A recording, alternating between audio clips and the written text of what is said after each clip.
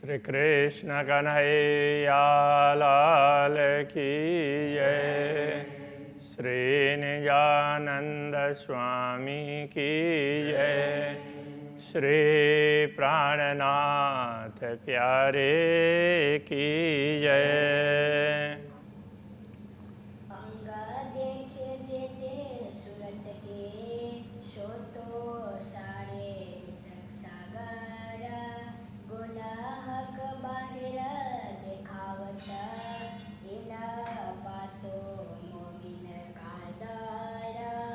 इन बातों मोमिन कादर। श्री कृष्ण कन्हैया लाल की जय। अक्षरातीत धामधनी के प्रेम की बात चल रही है। तो इश्क देखावे चढ़ता सब कलाओं सुखदाए। तो अक्षरातीत धामधनी का प्रेम है परम धाम में सर्वत्र छाया हुआ होता है। तो ब्रह्मात्माओं में भी वही प्रेम है, वहाँ की सब सामग्रियों में भी वही प्रेम है, पशु पक्षियों में सब में वही प्रेम है। तो प्रेम वो निरंतर चढ़ता हुआ तो वो दिखाते हैं सब कलाओं में सुखदाय। सब कलाओं में वो सुखदायी होता है और प्रेम नित्य चढ़ता हुआ दिखाई देता है। घट बड़ा अरस में है नहीं। वैसे तो घटना बढ़ना परम धाम में होता नहीं है, किंतु पर इसके देत दिखाए। प्रेम के द्वारा, प्रेम के कारण ही ये दिखता है, बढ़ता हुआ दिखाई देता है। कहना सुनना देखना अरस चीज न इश्क बिना। कहना सुनना देखना परम धाम में प्रेम के बिना कुछ भी नहीं है। बोलते हैं तो भी प्रेम टपकता है, देखते हैं सुनते हैं सब में प्रेम ही प्रेम टपकता है। जो कछ सुख अखंड सो सब इसका पूरन। तो परमधाम की कोई भी अखंड सुख है वो सब प्रेम से ही परिपूर्ण है। जो कोई आरस जिमिया में पशु या जानवर। परमधाम में ब्रह्मात्माओं के अतिरिक्त जो भी पशु पक्षी जो भी हो तो वो सब कैसे हैं? सो स्वरूप सारे इश्क के, वो भी प्रेम के ही स्वरूप हैं। एक अजरा न इश्क बिगर। प्रेम के अतिरिक्त तो कुछ है ही नहीं।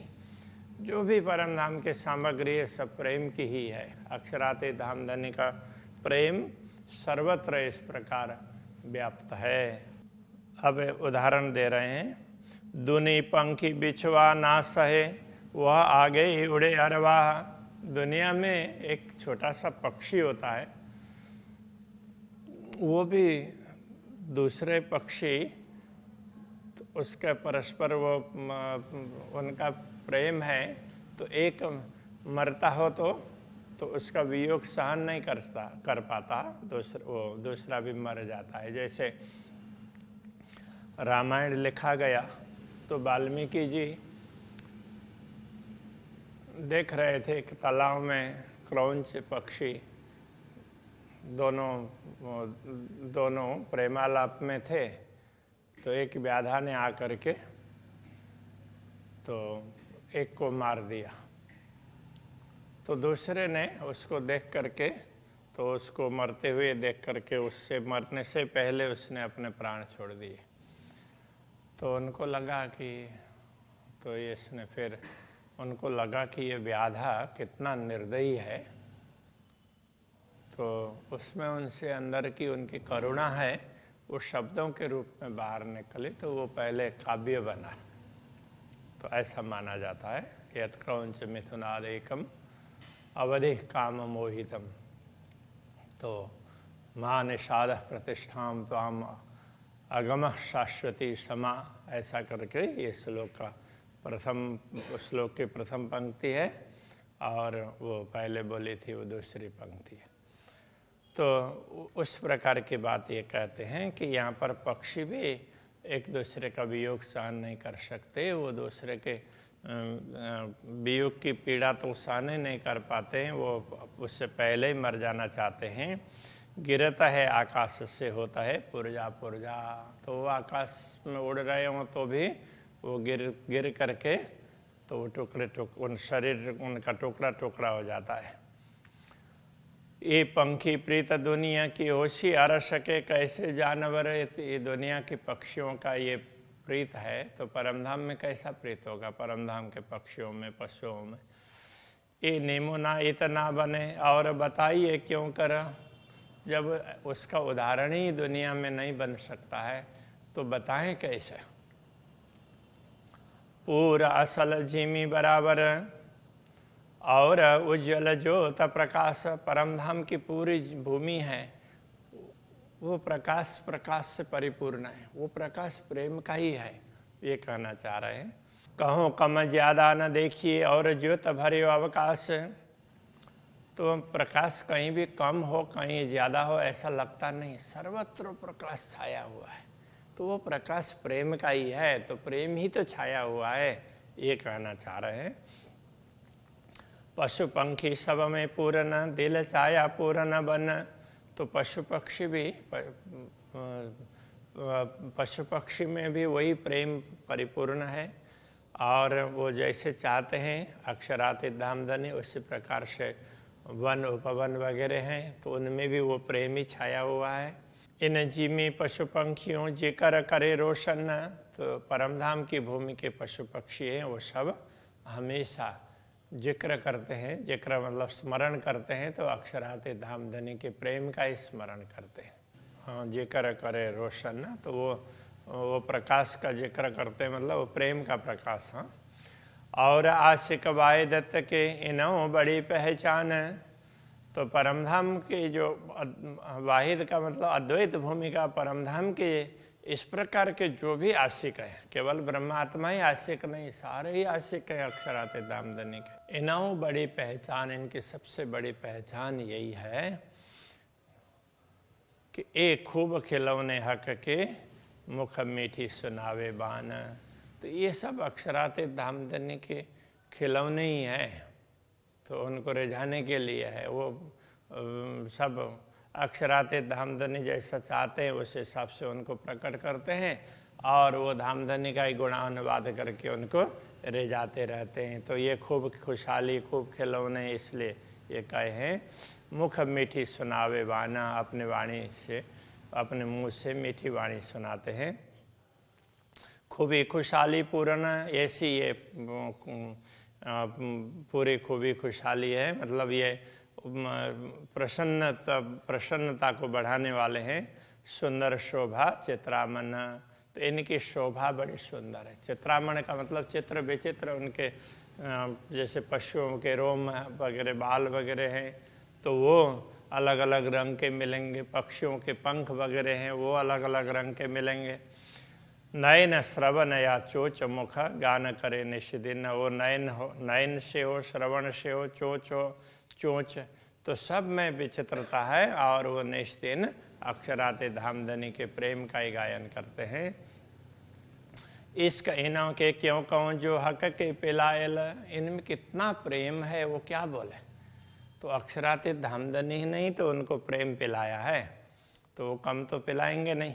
कोई कह न सके इनो बड़ाई, ए अर्श अजीम असल, इनकी महिमा का गायन कोई कर ही नहीं सकता है, क्योंकि ये तो असली परमधाम के। जब परमधाम के पशु पक्षियों का ही ये हाल है, उनकी महिमा का वर्णन नहीं हो सकता, तो ब्रह्मात्माओं का कैसे हो सकेगा। फिर श्री श्यामा जी एवं अक्षरातीत धामधनी का कैसे हो सकेगा, उस तरह से समझ लेना चाहिए। सब गुण इनों में पूर्ण, नरम खूबी खुश बोए, इनमें सारे गुण भरे हुए हैं, तो इनमें नरम का मतलब विनम्रता है, और इनकी वाणी में ऐसी विशेषता है, और इनके शरीर में भी उनसे भी सुगंधि निकलती है। मुख वाणी ज्योत चित्रामन, ए हक को रिजावे सोए, मुख वाणी से अथवा अपने मीठी मीठी वाणी बोल करके, अथवा वो अलग अलग प्रकार के उनके शरीर के रंग हैं तो उनसे अलग अलग प्रकार की कलाएं प्रस्तुत करके, तो वो सब अक्षरातीत धामधनी को प्रसन्न करने में लगे रहते हैं। हाल चाल सब इश्क की, खान पान सब साज, तो इनके हाल चाल सब प्रेम से परिपूर्ण है। कुछ भी करते हैं, खान पान सब साज, तो सब में प्रेम का ही उनका खान पान क्या है, दूसरी वस्तु खाते हो, दूसरी सामग्री, ऐसा नहीं, वो प्रेम का आस्वादन करते हैं, उसी में तृप्त रहते हैं। शोभा श्रृंगार सब इश्क के, अरस इश्क को राज। तो उनकी शोभा और श्रृंगार ये सब प्रेम का ही तो है, क्योंकि परम धाम में प्रेम का ही साम्राज्य है, सब कुछ वो प्रेम के ही है, और वो स्वयं भी प्रेम के ही स्वरूप है। शोभा क्यों कहूँ हक सूरत की, जाको नाम नूर जमाल। अक्षराते धामधनी के स्वरूप की शोभा की क्या बात करें, वो तो उनका नाम ही नूर जमाल है, वो प्रकाश का, प्रेम का प्रकाश है, और तो उसका तो उसके सौंदर्य के वो पुंज है। ए दिला आए इसका आवत, या को सहुर बदले हाल। अक्षराते धामधनी का स्मरण करते हैं, उनको दिल में बैठाते हैं, तो फिर प्रेम प्रकट होने लग जाएगा। या को सहुरे बदले हाल, इनका स्मरण करने मात्र से भी हाल बदलता है। इसलिए कहते हैं अक्षराते धामधनी का स्मरण कोई भी करता हो, दिल में बैठाता हो, तो फिर उसका हाल चाल सब कुछ बदल जाता है, सब कुछ परिवर्तन हो जाएगा। हक सूरत अति सोहनी, अति सुंदर शोभा कमाल। अक्षराते धामधनी का स्वरूप है वो सोहनी, सुहावना, मनोहर, बड़ा सुंदर है। अति सुंदर शोभा कमाल, उनकी बड़ी सुंदर शोभा है, ये कमाल की है, ऐसी कोई उदाहरण देने वाली दे ही नहीं सकते, ऐसी है। बैठे हक इश्क छाया मैंने, दूजे इश्क लगे दिल झाल। ब्रह्मात्माएं अथवा परमधाम के तो सभी सामग्रियां, पशु पक्षी वगैरह सब ये इसी प्रेम की छाया में, अक्षराते धामधनी की प्रेम की छाया में रहते हैं। दूजे इश्क लगे दिल झाल, तो दूसरों को तो ये प्रेम है तो ऐसा कुछ लगता ही नहीं है।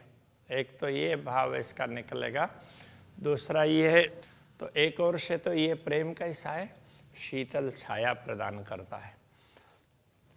दूसरा, यदि इसका वियोग हो जाए तो दिल में आग प्रकट होने लग जाती है वियोग की। और कछु ये दिल है नहीं बिना हक वायदत। ब्रह्मात्माओं के दिल में तो अक्षराते धामधनी को छोड़ करके दूसरा कुछ है ही नहीं। और जरा कित कहूँ नहीं वाहिदत इश्क निश्वत। तो ब्रह्मात्माओं के हृदय में अद्वैत भूमिका का प्रेम है, अक्षराते धामधनी है, उनके अतिरिक्त कुछ भी नहीं है, उनके साथ संबंध है, बस वही उनको स्मरण में रहता है। जित रहे आग इश्क की, तित देह सुपन रहे क्यों कर। अब ये प्रेम कैसा है, तो शीतलता भी प्रदान करता है और तो वो आग भी जला देता है। जब प्रेम का अनुभव कम होता है तो फिर बेरह की आग जलने लगती है। तो जित रहे आग इश्क की, जहाँ प्रेम की आग जलने लग जाती हो, तित देह सुपन रहे क्यों कर। तो वहाँ स्वप्न का देह टिक करके कैसे रह सकता है। परमात्माओं को के तो हृदय में तो जब राज्य का विस्मरण हो जाता है तो बड़ा विरह होता है, तो वो उसमें लगता है कि वो शरीर में आग लग जाए, इतनी बड़ी पीड़ा होती है। बिना मोमिन दुनी ना छूट ही, दुनी ज्यों बिना जलचर। तो ये दुनिया छूटेगी भी, वो परमात्माओं से छूटेगी, तो उनको दुनिया के प्रति मोह नहीं रहता है। बाकी तो जैसे जलचर जल के बिना जी नहीं सकते, तो दुनिया के लोग तो ये मोह के बिना वो जी नहीं सकते, उनको तो प्रेम का कुछ ख्याल ही नहीं है। तो ब्रह्म सृष्टि घर इश्क में और दुनिया घर कुफर। अंतर यही है कि ब्रह्मात्माओं का घर प्रेम का है, परमधाम है और प्रेम से परिपूर्ण है, और दुनिया के लोगों ने अपना घर दुनिया को, माया मोह को मान लिया है, तो ये कुफ्र भ्रम है। तो मोह में न जले न आग इश्क के, दुनी जाए जलवर। तो ब्रह्मात्माएं तो क्या है, प्रेम के आग में भी एकदम जल नहीं जाती है, तो उनको लगता है कि वैसे जल रहे हैं, ऐसी पीड़ा होती है, और फिर तुरंत जैसे अक्षराते धामधनी का स्वरूप ख्याल में आता है तो उस समय सारी पीड़ा कहाँ से कहाँ चली जाती है। तो वो तो अनुभव करवाने के लिए, तो मिलन का अनुभव करवाने के लिए भी रहा होता है। दुनिया के लोग होंगे तो दुनि जाए जल बर, वो तो जल बल करके राख हो जाए, तो ब्रह्मात्मा ही टिकी रहती है। आग इश्क जले ना मोमिन, इश्क के आग में ब्रह्मात्मा जलती नहीं है। आशिक इश्क घर, क्योंकि तो ब्रह्मात्माओं का घर ही तो प्रेम है। तो प्रेम कम होता हुआ दिखाई देता है तो उनको बड़ी पीड़ा होती है, तो मानो वो आग जल रही हो ऐसा लगता है।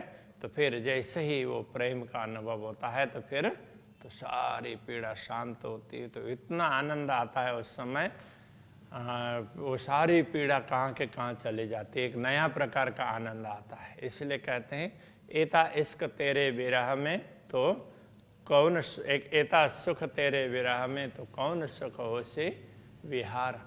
तो आपके मिलन में कैसा सुख होगा, विरह में भी इतना सुख है। तो वो बात कर रहे हैं उस प्रकार की। इनो लगे जुदागे आग ज्यों, रुए भागे देख कुफर। इन ब्रह्मात्माओं को धामधनी का वियोग है आग की तरह से लगता है। रुए भागे देख कुफर, वो तो दुनिया के भ्रम को, कुफर को देख करके इससे दूर रहती है। रुए आइयाँ अरश अजीम से दई नुक्ते इल्म जगाए। तो ब्रह्मात्माएँ ऐसे दिव्य परमधाम से जो प्रेम से परिपूर्ण है उससे दुनिया देखने के लिए आई है।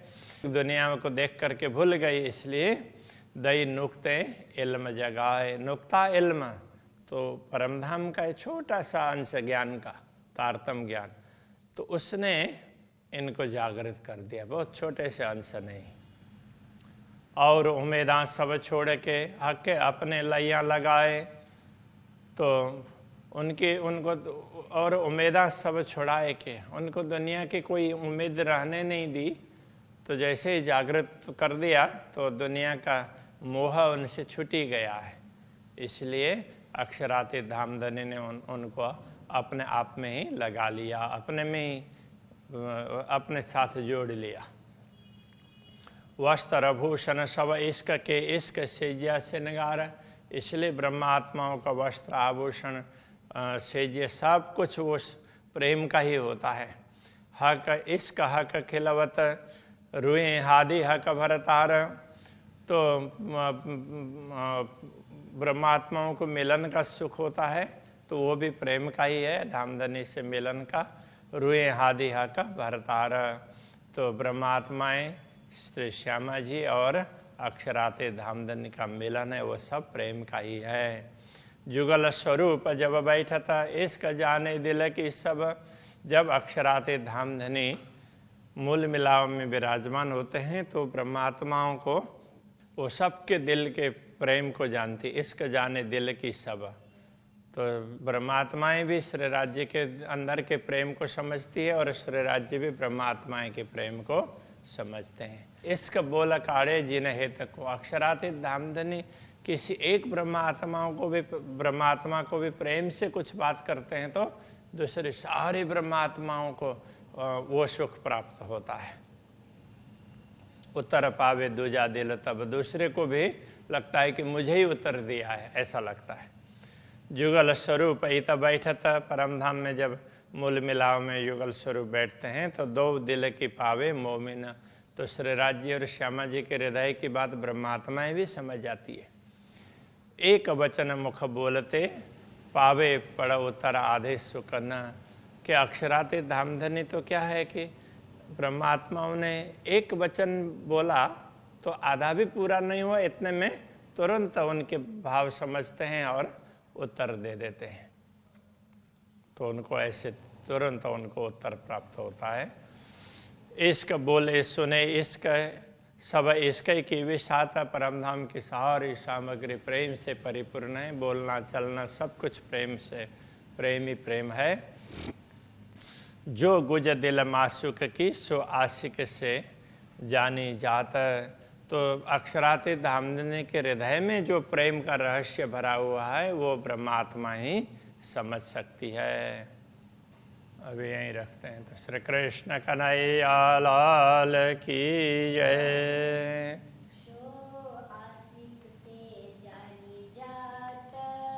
सो आशिक से जानी जात।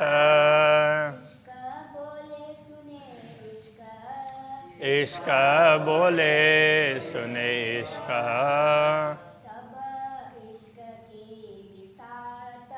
सब इश्क की विसात। जो गुज दिल माशूक की,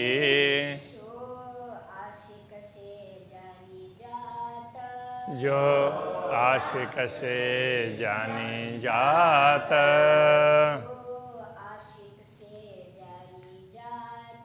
सो आशिक से जानी जात।